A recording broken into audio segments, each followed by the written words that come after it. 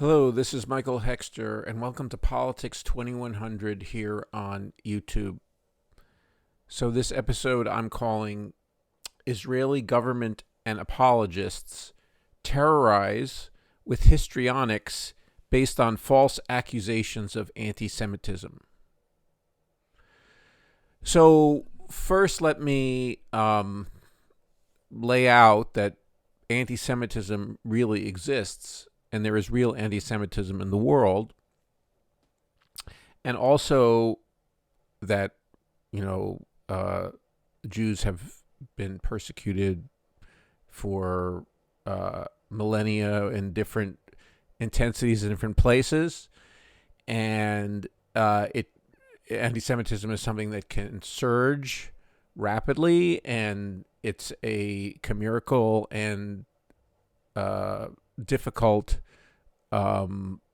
kind of prejudice or racism, or that is hard to keep track of, and so forth and so on. So I, as a Jewish person and the son of a Holocaust survivor, and I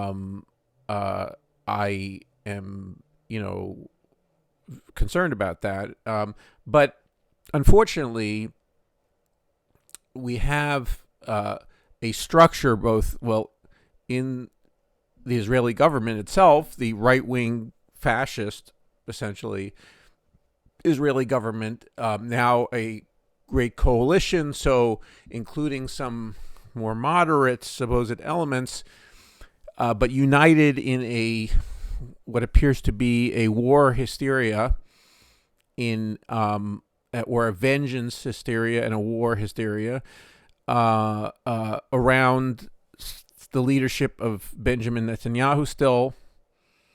So we have that government, and then we have a worldwide network of Jews and non-Jews in powerful places, in governments, in industry, who are set on a unconditional defense of that government and its policies versus Palestinians, and also erasing the legitimate demands of Palestinians for justice and for compensation, really, for what was stolen from them, including land back of some kind. So not just the 1967 borders, but also, or not, not just the West Bank in its, ideal size, and not just Gaza, but some serious compensation for what was stolen from them. So that, I think, along with protecting mostly innocent Jews who live in the Levant, who live in Israel, from terror and from violence and persecution. So that is all, I think, within the area of rationality. But the apologists for the Israeli government, and what's, the word Zionism has come, but it is largely what I'm talking about is the right-wing Zionism, fanatical Zionism, that has dominated Israeli politics for the last couple decades, and has, but based on earlier faults in Zionism, okay, and that are based on the project of Zionism as a whole, and how it, was, as I in the last video was talking about, is simply a continuation of imperial dominance of that area. In this case, using Jews as this, actually someone, as basically combat labor, essentially, for this Western imperialist or the metropolitan powers of Europe and the United States in the Middle East. So basically a labor power for, in this case, not for tilling fields and growing industries and so forth and so on, though that some of that happens and happened in Israel, but for being a gendarme. And so anyway, this network, it's not particularly a shadowy network, but it's just there are people in powers, and so they're both Christian and Jewish, who believe in stoking this militaristic approach to the Middle East. And some of them are apocalyptic nihilists who are looking for the apocalypse. Most of them are Christian, who think that Christian fundamentalists who have a sick fantasy about what Middle East conflict will lead to in terms of a great conflagration and the second coming and so forth and so on. And it will be no good for the Jews and Muslims and so forth and so on, and only good for believers in Christianity. And also Jews, who have been inculcated into Zionism as a secular religion, attached to their otherworldly religion, as to the metaphysical religion, of Judaism, that they have glommed onto, and that, of course, not all Judaism is about Zionism, but Zionism has become this ideology that's been tacked on to the educations of many people.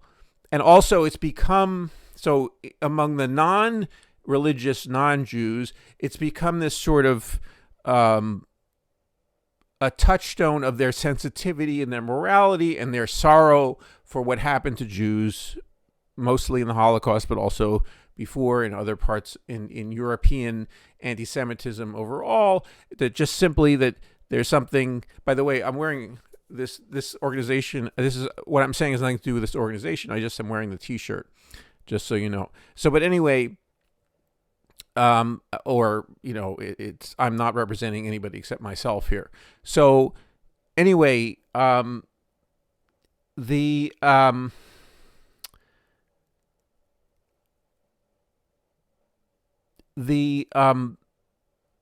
this network of, it's not really network, it's too formalized, but anyway, this ideology that there are people in very powerful positions in various industries and in governments who are essentially creating, so there's this histrionic reaction to anybody who asserts that that there is a right of Palestinians to resist Israeli occupation, and also that there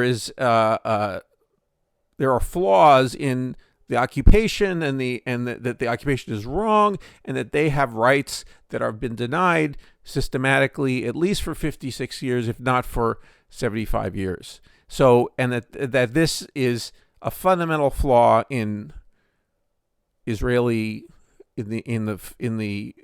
structure of Israel, the Israeli state and its economy.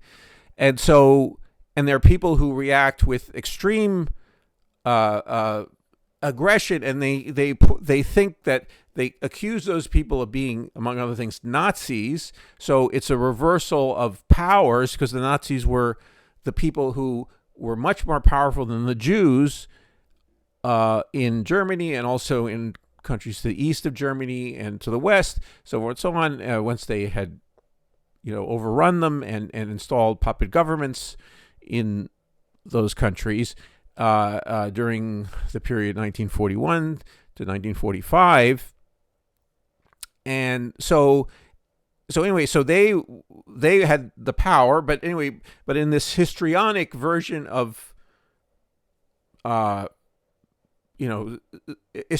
Israel apologia, it's the the very much over under the non-state actors in Palestinian territories, mostly in Gaza, mostly Hamas, maybe also Hezbollah in Lebanon. But anyway, the non-state actors who are much less well armed than Israel and the Israeli army, and so anyway, but these apologists sort of are having this kind of they're using a tendentious histrionic comparison to the Holocaust. In other words, that they're threatened with a Holocaust because they have rockets sent at them, and they have this sophisticated weaponry that deals with most of the rockets, so forth and so on.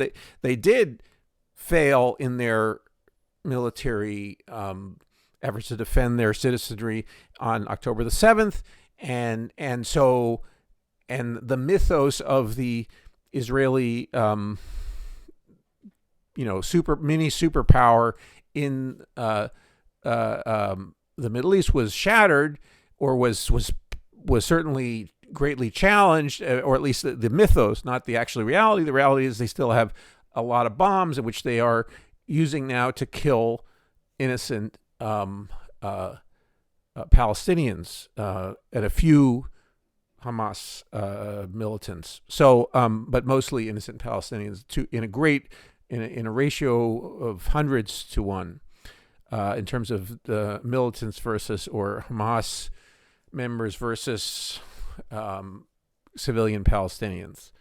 So anyway, there's a few examples of the histrionics. I've been interacting with people on Twitter, or what was once called Twitter, who basically accept the version of reality that the Israeli government produces as real, and that they never lie, while the Hamas always lies. So there's all of all credence is given to what the Israeli government says. So meanwhile, that government produces tweets, among others, that question the idea of international law, that defense of Israel, supposedly what they're doing, they imagine themselves to be doing, trumps every law, international law of warfare. So they are, and so there was a sort of a quote tweet, so to speak, where they were commenting on someone who was, and they're saying, we're defending, Israelis, and international law be damned, or Geneva Conventions be damned. And so at the same time, they also want to show themselves, so in this histrionic manner, to say, well, no, we're the ones who are following laws. We're warning people before we bomb them. We're giving them 24 hours notice, and meanwhile, in a scattershot way, they attack ambulances and UN workers and journalists and hospitals. The Israelis do. So they are committing and shutting off water, shutting off deliveries of food, shutting off electricity, all the things that are going to punish the most vulnerable people in the occupied territories, particularly in Gaza. And they've also now bombed a refugee camp in the West Bank. So anyway, their sense of their own entitlement, they feel like they're entitled to their own reality. They're entitled to deny anything that they do, to dress it up in the idea that they are the only democracy in the Middle East. Meanwhile, this government is basically undoing anything democratic-like for the Israeli Jewish population that had existed. They are going rapidly in the opposite direction of a democracy. So they want to say that they're representatives of the liberal order, and so this is where my government, the U.S. government, is participating in this pantomime, okay, this play, this fraud, essentially, that they are actually promoting quote unquote liberal values, or the values of democracy and so forth and so on, humanitarianism, by unconditionally supporting Israel. So it's so a whole, and in a recent episode I talked about how this alliance is undermining liberal values from within. This idea of a struggle between liberal democracies and autocracies is going downhill rapidly as the Western European countries and the United States embraces Netanyahu's genocidal campaign in Gaza unconditionally.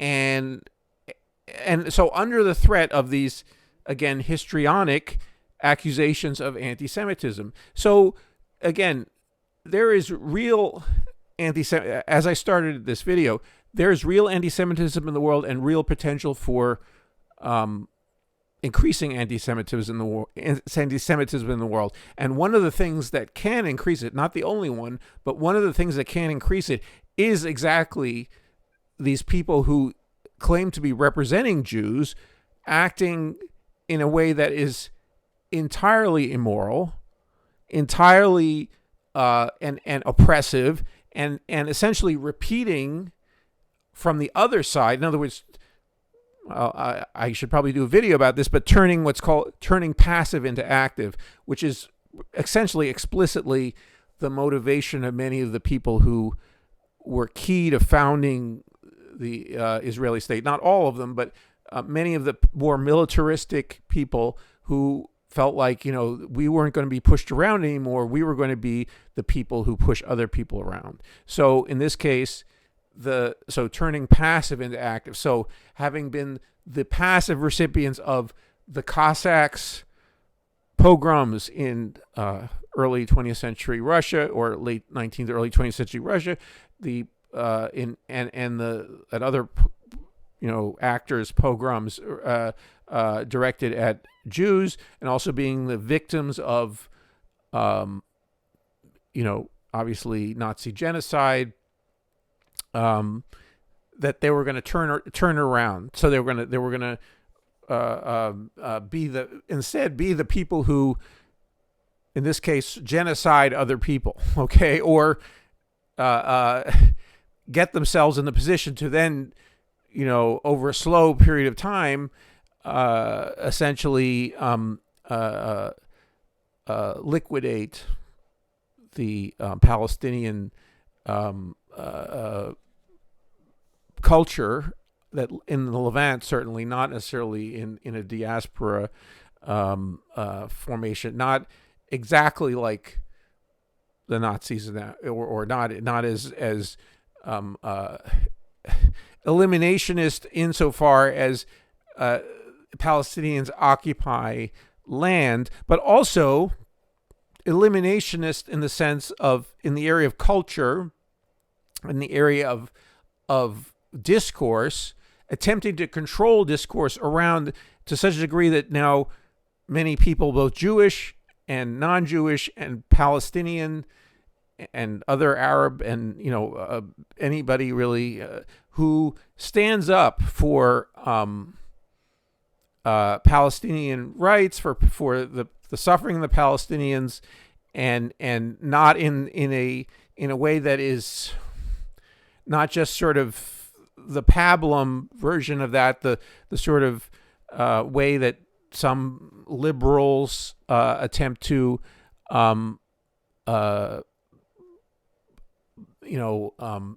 push off the idea of a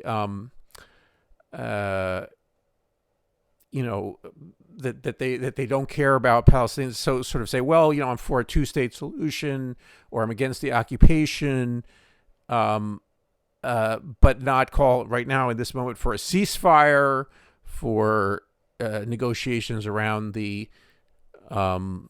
status of settlements in the West Bank, and also the just engaging in a just distribution of resources in some form or another, be they not exactly as they were in the 1930s or 1920s in Palestine, but that there's some attempts to do justice to the claims of Palestinians, that they have equal rights, and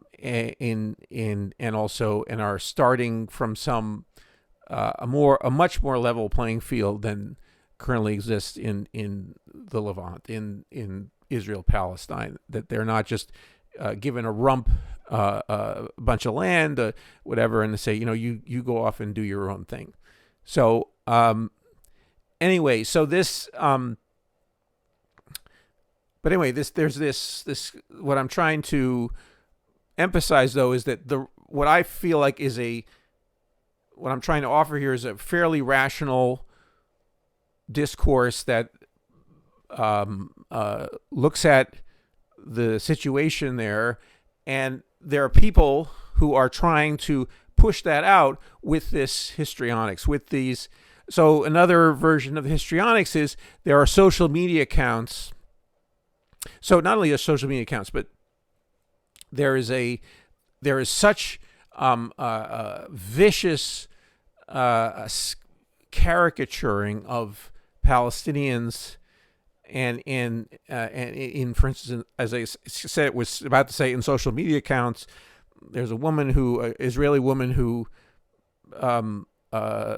was doing on her TikTok, I guess, was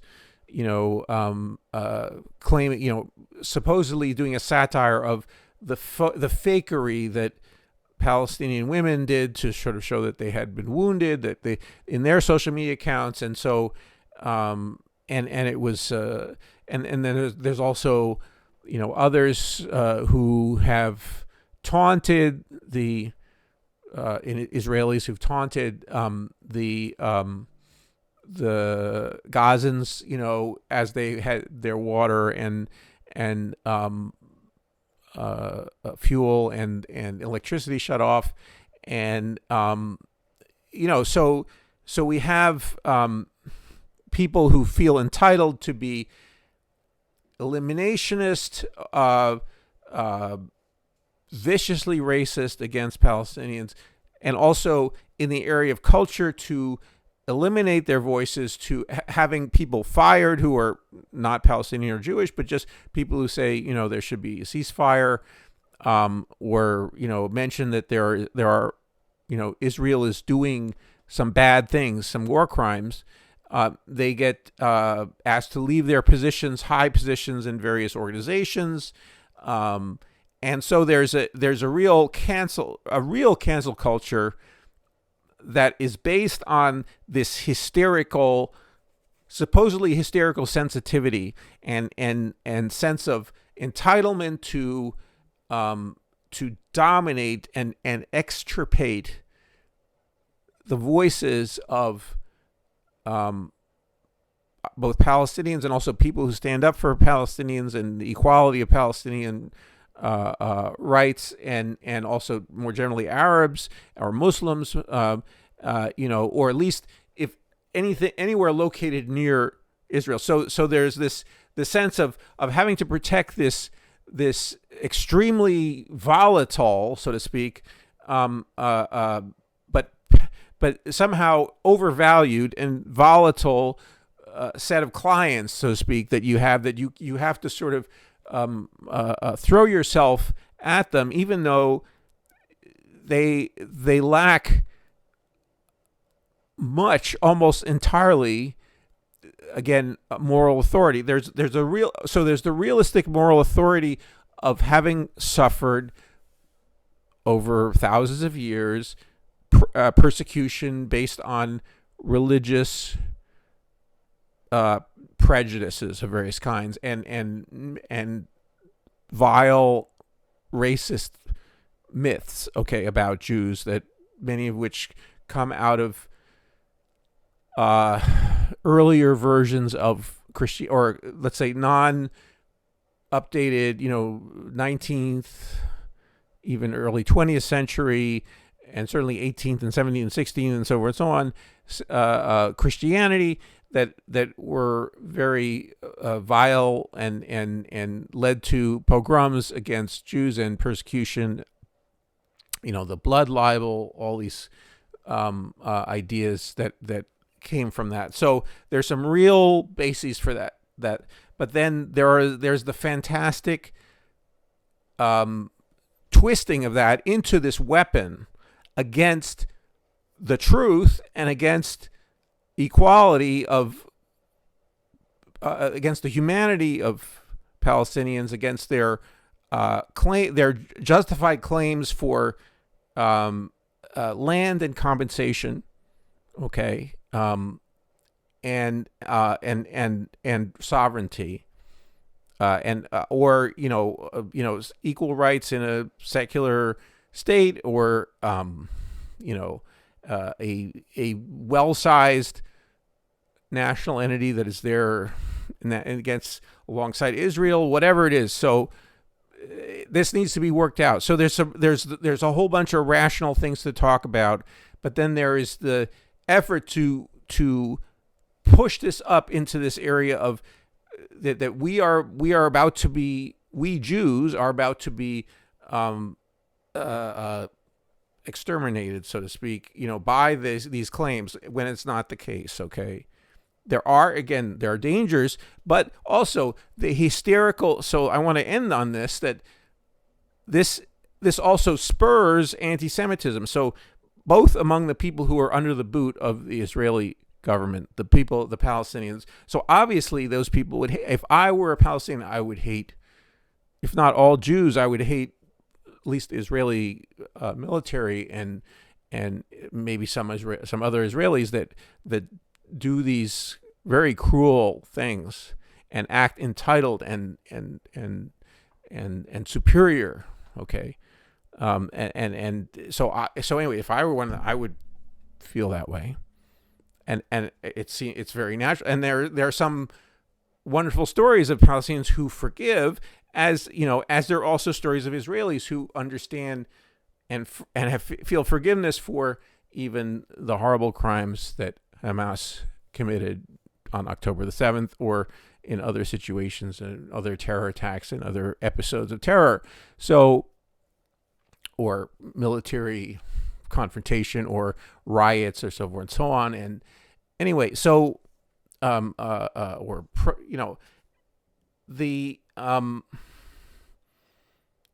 in some way, the Israeli government has been spoiled, because there were multiple nonviolent efforts by Palestinians to express these things, and they were suppressed brutally by Israel, and sometimes almost more threatening to the Israeli state as currently constituted, and then these violent attacks by Hamas. There is a preference for the military confrontation, even though it has enormous cost for the soldiers and for the Israelis and civilian Israelis, so forth and so on. So anyway, there's this inflation of the moral authority of the government of Israel, and also Jews that say, and also non-Jews that identify themselves with it, because they think they are protecting. They do a false equivalence of all Jews and the state of Israel, and also that Zionism is the solution to what happened to Jews in the Holocaust, or that the formation of the state of Israel is. So it's the only way to deal with that. And so anyway, so this, or to deal with anti-Semitism more generally, is to put Jews in a heavily armed ethno-state. So, but anyway, this situation does increase not only the anger and the antipathy of people under the boot, but also people around the world who see that yes, Jews have become favored by the big powers who who are unpopular in many parts of the world, unpopular in many parts of Africa, in Latin America, and those people aren't wrong to perceive those big powers as being, and the iron boot that's on their necks in some way or another, or it's not there. There's ambivalence about it because they like some of the culture, they like some of the products, some of them want to emigrate to, places like Western Europe or the United States, so forth and so on. So it's a mixed bag, but they certainly see in this comparison between the relatively defenseless civilians of Palestine living under occupation, illegal occupation for over 50 years, and then also having had land stolen from them by a colonial power, or or a neo-colonial settler state. It's not neo-colonial, but it's a late-breaking colonial state that was installed just before decolonization happened in many parts of the world. That that they see that, and so the moral authority of Jews is diminished by their association with this oppression of Palestinians. So they are using a false moral authority. There's a real moral authority that Jews could have that is being heavily, heavily impaired, heavily, heavily attacked by the Israeli government and by the non-Jews and Jews in the diaspora who are saddling us with this heinous behavior. Heinous not only in the actual physical attacks on Palestinians, but also heinous in the use of guilt and sympathy for a minority, in this case the Jews, who have been persecuted by mostly Christianity, but also, in some Muslim countries as well, especially after the formation of Israel. There was a realignment in those countries against Jews. So there is again the real danger of anti-Semitism, but these people who are using it to the max right now are the people who are the most dangerous in terms of spurring and increasing anti-Semitism. They, and also the far right in Europe and the United States. So those two groups, in the sort of heart of Christendom. So both the ethno-nationalists in Europe, the radical right ethno-nationalists in the United States, the Christo-fascists in the United States, but then also in the Levant, the Israeli government, the ethno-nationalists that claim to be the representatives of a sensitivity to Jewish suffering and a protection of Jews from anti-Semitism, when they are crying wolf in some ways, and also really causing more anti-Semitism by their unjust and also their favored status as being this little brother who is looking at the big brothers and saying, I'm protected by the big brothers, so you're out of luck. So that position of being this sort of goody two shoes of the big powers is extremely dangerous for the moral authority and also the protection of Jews from prejudice. So this maybe I should do another video with that metaphor. But anyway, that's an extremely anti-Semitogenic situation in which many of my fellow Jews in the diaspora and also in Israel are entirely unaware of, or act as if they don't think it's as important as stomping on the Palestinians and antagonizing all of their neighbors in that area of the world. So anyway, I'm going to stop here. So please share your thoughts in the comments below, and also please subscribe to Politics 2100 to get a notice of future videos, and look forward to seeing you.